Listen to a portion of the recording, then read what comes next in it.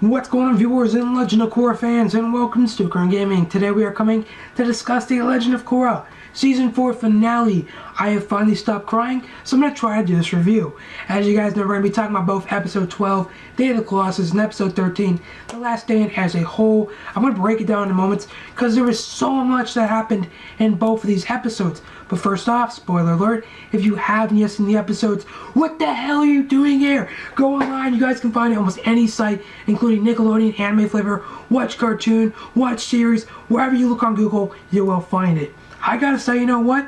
These episodes, if I can say that I want to keep anything for the Avatar series, it would be these episodes. Obviously, episode 12 and 13, in my opinion, were the best episodes of the entire freaking series. And they kind of put the season 3 ending to shame, but only because that was actually a build-up to season 4.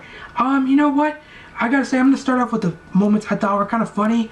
Obviously, the high tension build moments were really grasping, but what got me in these episodes were the moments that kept me, they kept me laughing when I was crying a little bit, and those were the comedic relief moments with Milo and Prince Wu. Obviously, both these characters have been comedic relief throughout the entire season, including Varric and Bolin, but not really this episode much. But Prince Wu just took the entire show when he was singing for Badger Moles. I thought that was freaking hilarious, and some of the best moments of this entire episode. Obviously, it kind of showed Prince Wu as a character as he's evolved throughout this entire season. And what I liked about this ending was that Prince Wu decided to step back and actually establish diplomatic, presidency. And I gotta say, that's a smart idea, because you know what, monarchy is smart per se, but when you give people the right to vote for a leader and to do what they want to do, that gives people a little bit more grasp of what they actually want to see, and that was a very good idea. Obviously, we didn't see anything from the Fire Nation ending in a monarchy. I gotta say, they kind of left stale for the Fire Nation, but that's still okay. The Earth Nation is in good hands. The second thing, obviously, had to be Mr. Sato. As you guys know, Mr. Sato, who was a villain since Season 1, kind of was pushed aside until this season, when we had the reconnecting between Asami and her father, and this episode did justice for his character. Obviously, it showed that he still loved his freaking daughter, and he was really sorry for what he did, that he sacrificed himself to actually help them break inside of the Colossus. Obviously, his sacrifice wasn't in vain, and I gotta say, he did a great job. Next, obviously, the most enticing moment of this entire, or at least episode 12 and 13, was Varric and Zhu Li. Zhu Li, we do the thing for the rest of my life. As you guys all know, people who were shipping throughout this entire series, yes, Varric and Zhu Li finally got married. I gotta say, I did see this coming, but I was so glad. It was at a moment where they were about to risk their lives, and Varric is like, you know what? I want you to be there with me for the rest of my life. It finally showed that Varric stepped up from, just treating her like a thing, and showed that he does care about her. Obviously, we did know that Varric cared about her, but he wasn't really good with putting into words.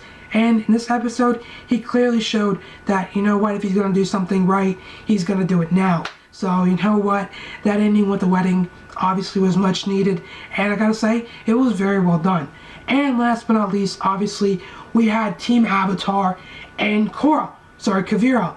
These moments entirely took place throughout the entire episodes 12 and 13, and they didn't stop. And what was funny, or pretty awesome about this, was that throughout this entire show, at least for the last 2 episodes, we kind of saw homages from what we've seen before in the past. The first one is aka the Colossus. As you guys remember, with Book 2 Earth of The Last Airbender, they did have the drill that they had to take down from the inside, and that is exactly what happened. I did predict in my last video that they were going to take down the Colossus from the inside out, and that's what happened. That kind of was an homage to Book 2, The Last Airbender, but also at the same time, Bolin and Mako risking their lives to take out the energy to blow up the whole thing was kind of an homage to Zuko versus Azula with Katara back at the end of The Last Airbender. And I gotta say, they were done really well. Obviously, I thought, holy crap, and Mako was trying to risk his life, and Bolin came back to save him. And I thought that was done well for that, because you know what, if they would have sacrificed Mako like that, I don't think it would have been injustice. And last but not least, obviously, with Team Avatar, we had Korra and Kuvira. These were the most enticing moments of this entire episode, and I gotta say, they left me on my toes the entire time. Obviously, the battle inside the Colossus was pretty powerful and pretty intense, but the battle outside of it was kind of, it was predictable, but something I didn't see coming. Obviously, the first thing I saw coming was the spirit cannon that she threw off the arm. I knew that was going to come back, because why would they just get rid of it just like that back in episode 12? And the second moment was obviously when Korra actually risked her life to save Kuvira and ended up opening another spirit portal, this time in Republic City. Obviously, I thought that was the best moment of the episode, and I gotta say, epic finale. But as you guys all know, it can't be a finale with some controversy. Obviously, the last moment where we had Korra and Asami. If you guys are shipping, go ahead and ship.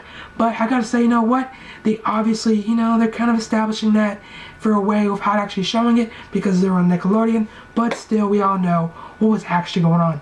Until next time, guys, peace out, have a great day, and I will see you all later. Bye.